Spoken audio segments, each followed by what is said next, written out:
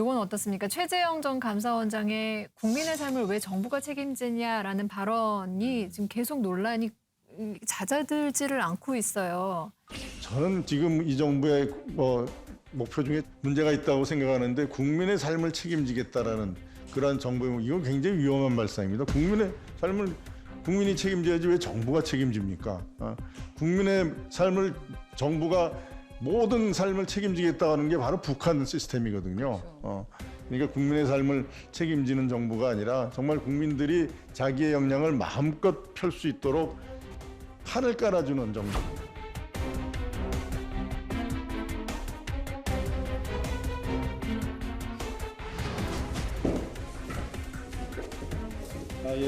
저의 이런 발언을 두고 더불어민주당에서는 국가의 책임마저 부정하려면 왜 대선에 나왔나 무책임한 발상이라고 비판하고 나섰습니다.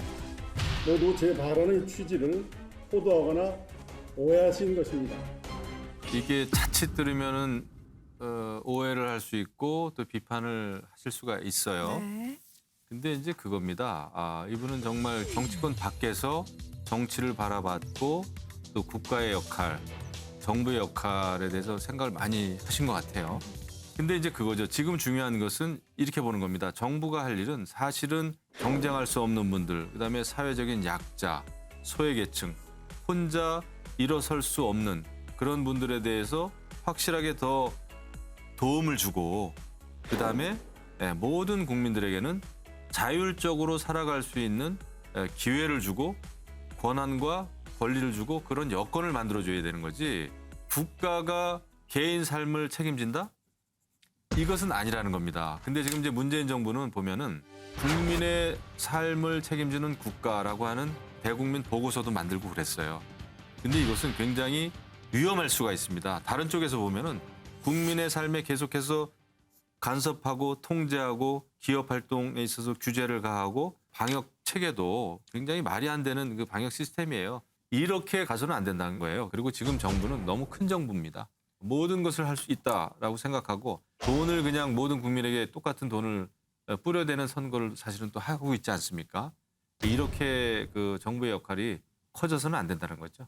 저는 네. 이 부분에 대해서는 전혀 생각이 달라요. 그리고 우리 당의 어떤 방향성과도 관계 있기 때문에 말씀을 좀 드리겠는데요.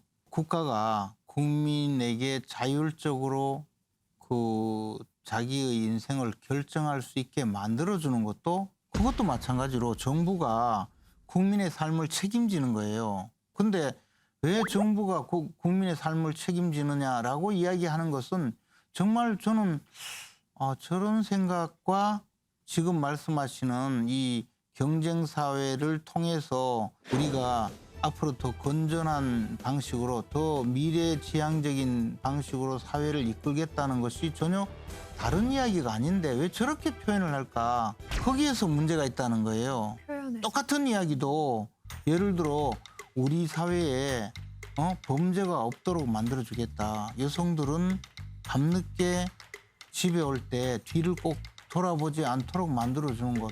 그것도 정부가 국민의 삶을 책임지는 거예요. 근데 그건 안 할 겁니까? 사실 저는 이제 이 발언에 있어서는 분명히 최재형 후보께서 좀 말씀을 잘못하셨다. 그리고 해명도 좀 적절하지 않았다라고 생각을 하는데 일단 이제 원래의 발언이 국민의 삶을 책임지겠다고 하는 거는 굉장히 위험한 발상이고 정부가 모든 걸 책임지겠다고 하는 게 북한 시스템이고 또 보안에서 그 다음날 말씀하시면서 이것은 정부의 간섭이나 개입이 심한 전체주의 국가가 될 수 있다. 이렇게 말씀을 하셨는데 이 말씀 자체가 사실 두 가지 논리적인 모순이 있어요. 첫 번째는 뭐냐면은